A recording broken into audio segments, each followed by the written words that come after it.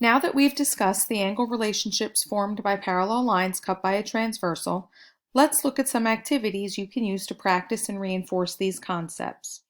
Please go to your math class on Canvas, and under Modules, let's find Unit 1, Rigid Transformations and Congruence, and this section right here, Parallel Lines Cut by a Transversal Practice.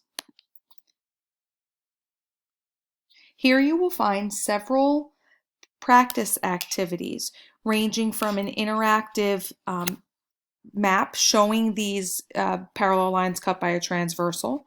There are some games, there's videos to help reinforce these ideas. Dance Dance Transversal that we'll be working on in the classroom. We also have Book It and Kahoot activities, more games in the form of a Beat the Clock, and several practice activities that you can use to reinforce these concepts.